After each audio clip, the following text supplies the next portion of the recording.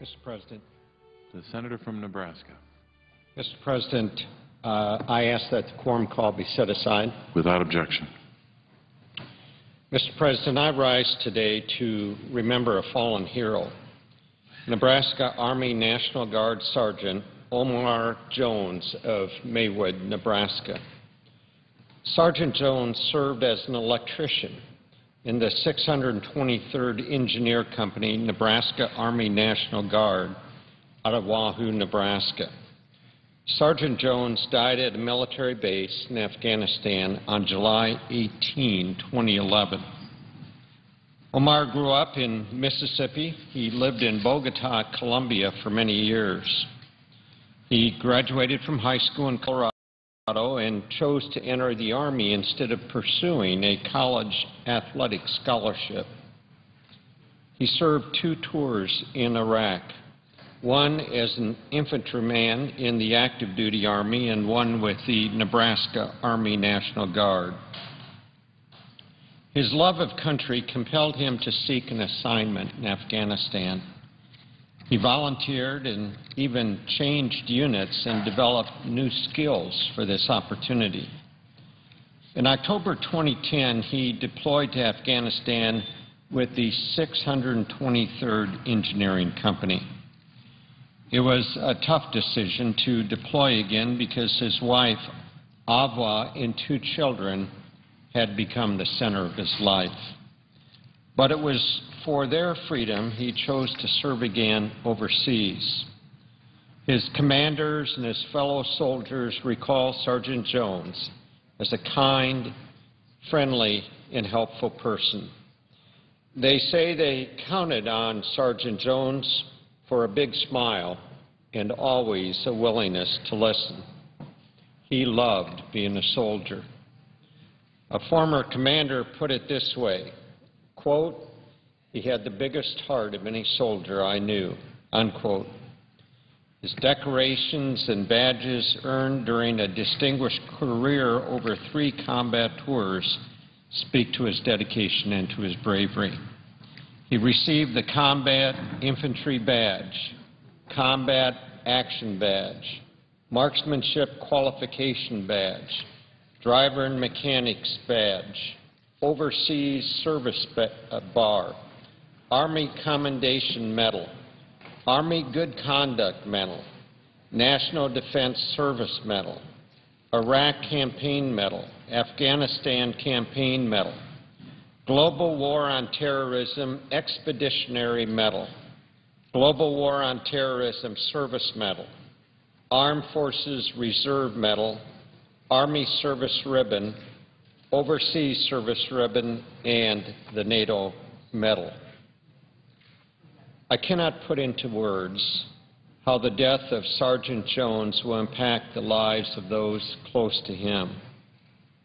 Nebraska is honored to call him one of our own, and I know that Nebraskans in Maywood and Wellfleet will provide his family with the care and love during this difficult time. Today, I join the family and the friends of Sergeant Jones in mourning the death of their husband, their son, their father, and their friend. I ask that God be with all those serving in uniform, especially the brave men and women on the front lines of battle. May God bless them and their families and bring them home to us safely. Mr. President, I yield the floor.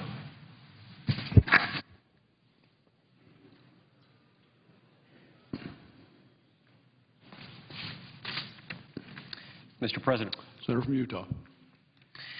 Mr. President, I stand to address this body to honor the life of one of Utah's great citizens. A good friend of mine is former Utah Governor Norman Bangerter, who announced on Saturday that his beloved wife of 58 years had passed away after a long-time battle with Alzheimer's disease. Colleen Monson Bangerter, having been born in 1935, was the mother of 6 children, the mother also of 1 foster son, and in many respects was the friend to all of Utah's 3 million residents. She served faithfully in many capacities, including as PTA president, other offices within the PTA. She also served faithfully in a variety of positions as a member of the Church of Jesus Christ of Latter-day Saints. Just a few years ago, she and her husband, former Governor Bangerter, served as they presided over the Church of Jesus Christ of Latter-day Saints mission in South Africa. They worked hand in hand throughout their entire lives in raising their children, in running Governor Bangerter's campaigns, and in running the state throughout his time as governor, which wasn't an easy time for our state. During Governor Bangerter's two terms in office, our state faced significant financial difficulties, faced significant flooding challenges, and the Bangerters weathered these adverse conditions well, serving as standing examples to all the citizens of Utah for what it means to rise to the challenge of adversity. Colleen Bangerter was someone who had friends in many corners, and she also had many talents, some of which are not known by everyone, including the fact that she was the state hopscotch champion in the state of Utah in 1947. There are not many first ladies in the United States who can claim that distinction, and she definitely did.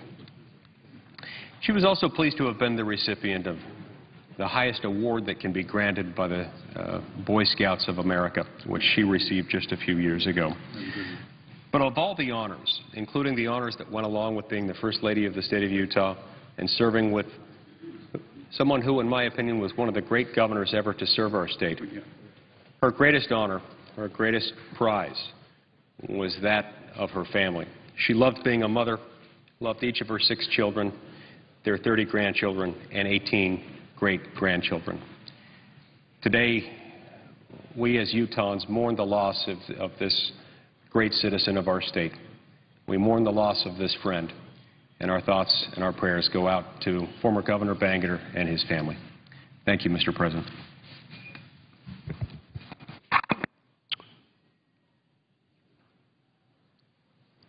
Mr. President. Senator from Tennessee. Thank you, Mr. President. I want to speak just momentarily about the legislation that was just passed. For the last 14 months, traveling my state and almost every nook and cranny, have talked about the situation that our country's in, talking about possible solutions, have offered legislation, the only bipartisan bicameral legislation offered up until this point, to deal with our country's deficits and debts. I had hoped we'd figure out a way to deal with $5 to $7 trillion worth of spending and or savings over the next 10 years, and finally decided that $4 trillion was the magic number. I know the markets had looked at that, the rating agencies had looked at that, the people who buy our treasuries had looked at that number. Over the course of the last few weeks, it became apparent that $3 trillion was probably the most was going to be achieved, and then now we've ended up with this bill that passed today, and I supported, that hopes to achieve $2.1 to $2.4 trillion in savings over the next decade. Mr. President, obviously, like many of us in this body on both sides of the aisle that know our country is in dire straits and we have a lot of work to do, I'm disappointed at the magnitude of this legislation, but I'm hopeful and thankful that we've taken the first step. I think this is going to be a decade of us having to focus on our country's irresponsibility over the past many years. Both parties, no doubt, have been responsible for putting us in the situation that we're in. It's going to take both parties to move us away from where we are. But I think everyone in this body is fully understandable that on the present course, our country's best days are behind us. And I think all of us want to ensure that this country's greatness continues, that we can continue to display American exceptionalism, not only here but around the world. And so, Mr. President, what I want to say is I look at this solely as the first step. I know we're going to have an appropriations opportunity to look at even more savings at the end of September. I know we're going to have a committee that's going to be looking at this during the month of November and December. And I know we're going to have a series of opportunities for us to deal with this. But, Mr. President, again, today was just a first step. I learned through a lifetime of business, starting doing very, very small projects at the age of 25 when I first went in business, that as a company, you could never go broke, if you will, taking a profit. And what I've learned here in the Senate is you should never say no to spending cuts. And so while these spending cuts are not of the order of magnitude that I would, or of the magnitude that I would like to have seen, I think this is a very good first step. And this is something that we can all build upon. And I look forward to working with people on both sides of the aisle to ensure that this is just the first step and that our country continues to have the discipline, the fortitude, the courage, and the will to make the tough decisions that all of us know we're going to need to make over the course of the next many, many years. That's what we owe these young pages who are getting ready to leave after service to this country over the last month. That's what we owe future generations. That's what we owe Americans, and candidly, that's what we owe the world as citizens of this world, and that is for our own selves to be disciplined and to know that we have to live within our means and to know that the best thing we can possibly do is for the country at this moment in time is to show that we have that courage and that will. So, Mr. President, I thank you for the time to speak on this topic. I know that all of us leave here and go home to recess.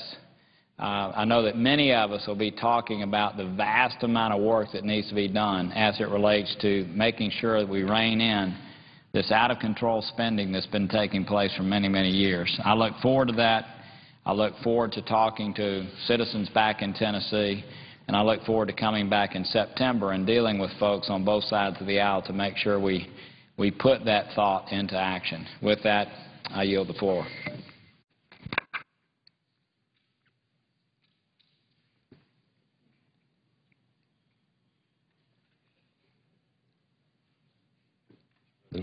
Senator from Indiana. Mr. President, I want to thank the Senator from Tennessee, Senator Corker, for what he just said, and I want to affirm the extraordinary amount of effort that he has made to not only inform this Senate body of the crisis that we face financially, but has come forward with some very constructive solutions as to how to deal with it. I know he's disappointed that we were not able to reach a better solution than the one we just voted on. I know that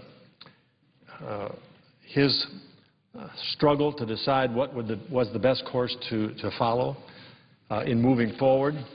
In the end, he decided to support it as a first step, but as he said, the first step of what probably will be a decade-long challenge that faces all of us to successfully address this deep, deep hole of debt that we have dug for ourselves as a nation, and continued deficit spending in the fulfillment of promises made that were not paid for and could not be realistically financed and paid for by our taxpayers as they extend out into the future. I rise today to speak as to sharing all those concerns, certainly believing that our work here has just started and there's much more to do, but as someone that decided to vote against the bill that we just had before us, compromise deal to increase the debt ceiling. I have not taken this vote lightly. For the past 1.5 years, I have, as a candidate, traveled the state of Indiana, just about every town and city and village in the state, talking to thousands and thousands and thousands of Hoosiers on a day-after-day basis, hearing what they had to say. And frankly, what they had to say is, if I could categorize it into one statement, it would be a deep concern about the future of our country and a deep desire to have their elected representatives go to Washington and do everything they could to address this situation. I spent the last 7 months here in the Senate hearing from hundreds, if not thousands, of Hoosiers who have written, called, visited again talking with them back at home. Nothing has changed except the urgency of their concerns, and the deep worries that they have expressed have simply grown rather than diminished. We saw in 2010 Americans across the country express their desire for us to get a hold of our fiscal situation, that the era of spending, of promising beyond our means, was over, and that we had to take major steps to reverse that. And that's why I decided in the first place to try to return to the Senate, to come back to work to help repair our country's economic future. I came back to work on the things that many consider politically toxic: entitlement reform, tax reform, passing a balanced budget amendment to ensure that we would never end up in this situation again, that if there was a legacy we could pass on to our children, if there was something that we could do for the future of our country, and something we could do for our children and grandchildren and everyone's children and grandchildren, it would be to never have them have to go through what we're going through now, because we had taken fiscal responsibility, passing a budget balanced amendment that would, as we were sworn in, require each of us to come down here and put our left hand on the Bible and the right hand in the air to repeat the oath, to honor the Constitution, and that Constitution would attain a balanced budget amendment as a requirement. So before taking this vote, I pondered for days and evenings and nights about the many Hoosiers who had put their faith in me and confidence in me and sent me back to the Senate to do everything I could to accomplish this goal. Some of those Hoosiers had tears in their eyes, worried about the future for themselves and for their children. Some had fingers in my chest saying, "Don't let me down. Don't go and settle for too little. Do everything you can," and that's what I've tried to do. So after giving consideration, I decided not to support this bill because I couldn't come to grips with having to go back and tell Hoosiers that's the best we could do. Now, I do want to say this. I want to recognize the work and the leadership, strategy, the efforts of our Majority Leader, Senator McConnell, our Whip, Senator Kyle, those in leadership and others, John Boehner and Cantor in the House, people who represented us at the White House. I was, as most of us were, that serve here, able to appreciate their hard work and understand their frustration with the ability to accomplish a meaningful goal, a grand bargain, or at least a big plan that would put us significantly on the way to fiscal reform. I don't hold them liable at all, or really anyone who voted for this bill. As Senator Corker just said, and others have said and can say, look, this is the best we could do, and we'll keep going. And I applaud that.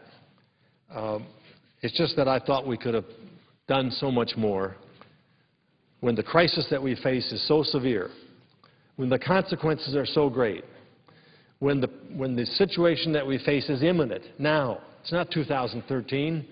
It's not even 2012. It's now. I don't know what the ratings agencies are going to do for our debt. Many were cheering and championing the fact that this vote would not result in a debt downgrade. I think already we've heard information to the contrary, that that's the case. That means higher interest rates. That means that full faith in and confidence in the United States of America as being that last safe haven of safety is put at risk. We have taken a step in the right direction. It's a small step, and it's a marathon that we have to run, but we do need to go much further. I believe the bill we just passed is significantly short of what is needed to address the severity of the crisis. Senator Corker said there's been a consensus here that a minimum of $4 trillion of cuts needed to be put on the books to be enacted over the next 10 years with true enforcement mechanisms to lock it in. And we achieved just half of that in the bill that we passed. I have been stating over and over, the reality is that if we don't address health care spending and the entitlements that provide for benefits through Medicaid and Medicare, the virtual consensus is that no matter what else we do, we will not be able to solve the problem. This is an area where people don't want to talk about it. It's the supposedly third rail of politics. Suicide to bring it up, and there's been a lot of efforts to evade that, discussing and debating and making the tough choices on that particular issue or that category of issues. But that's what we're going to have to do. It has been avoided in this bill, pushed off to the selection of a special committee, 6 senators, 6 congressmen, balanced 6 and 6 between each party, to come up with an additional $1 trillion of savings, or perhaps a little more.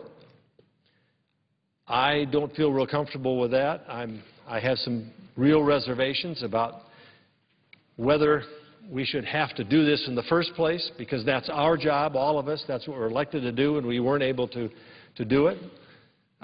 We've turned it over to 12 members of Congress. I'm not sure how they're going to accomplish what we weren't able to. Nevertheless, I hope and pray that they are successful. And I hope that they will address, in whatever recommendation they make to us later this year, the commitment to entitlement reform and the commitment to tax reform. Entitlement reform, because that spending is bankrupting this country, is denying future seniors benefits that they're counting on, is potentially denying current seniors who are dependent on Social Security and Medicare, denying them the opportunity to rest easy that their benefits will remain the same or increase with the cost of living.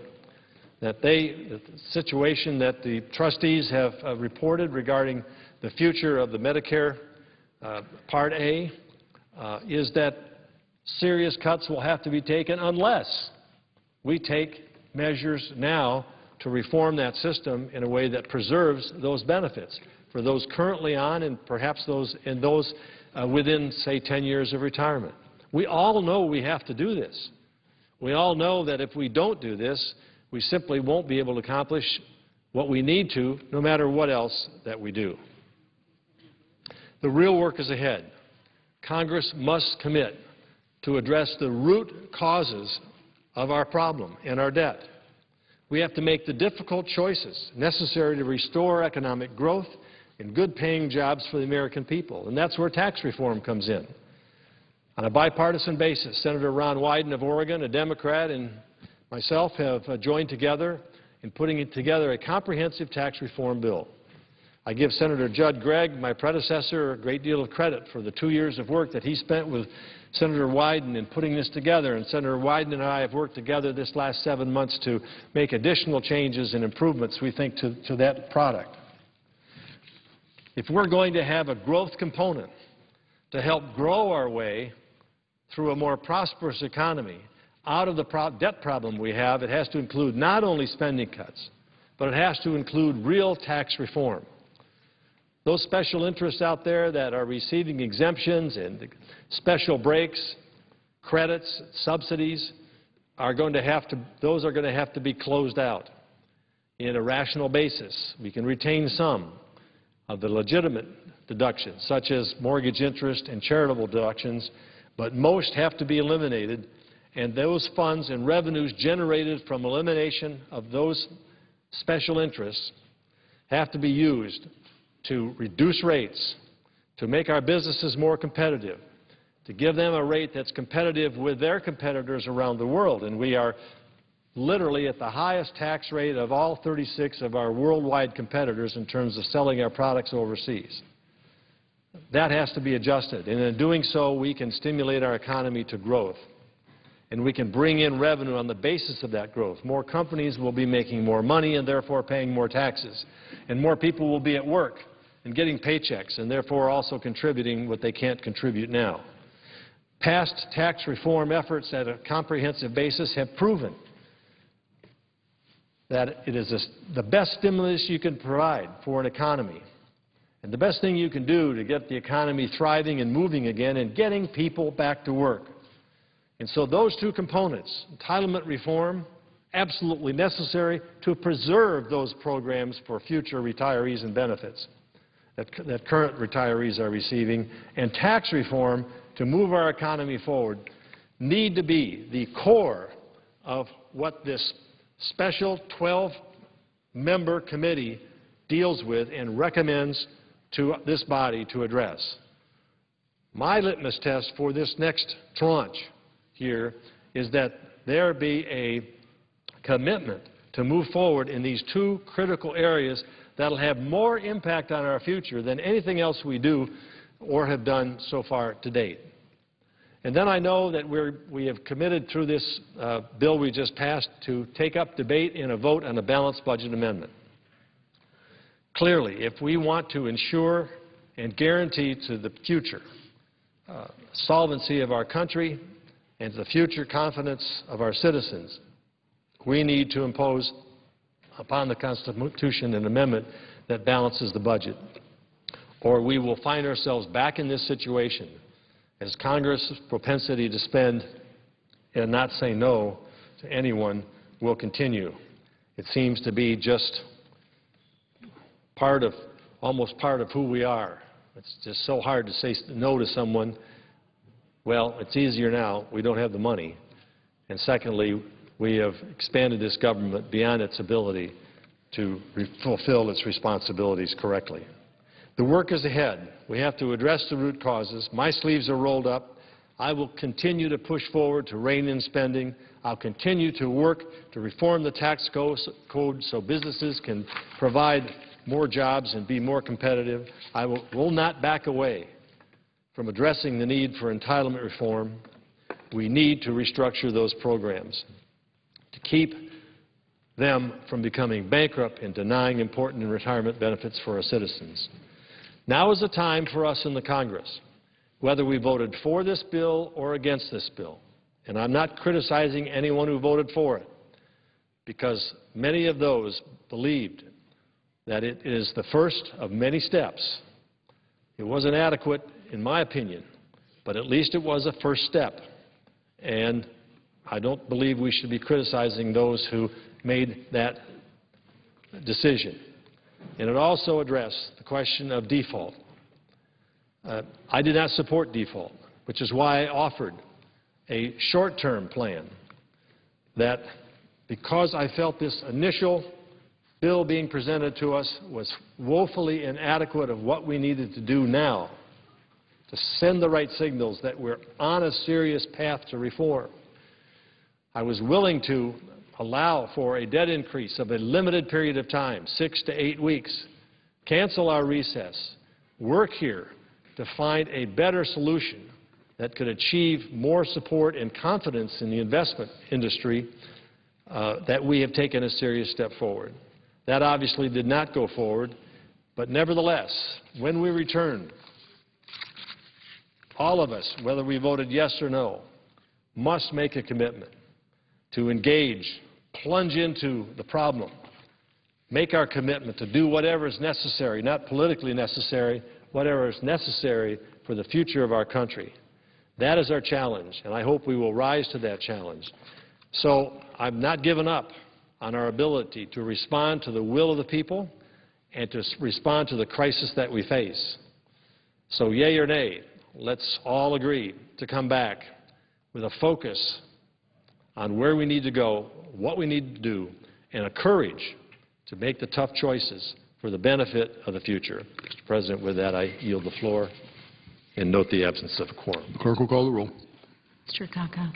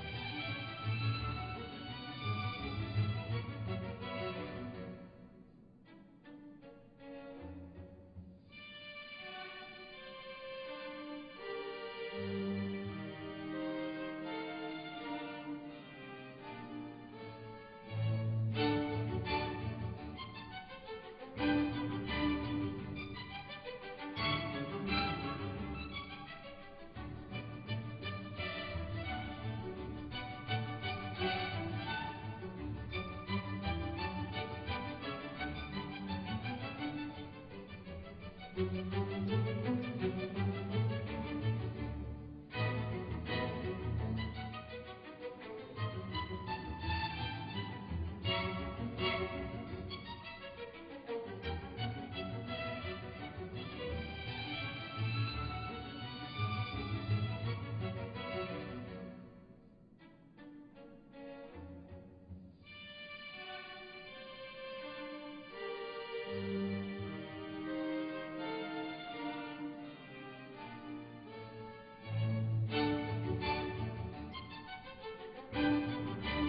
Alexander.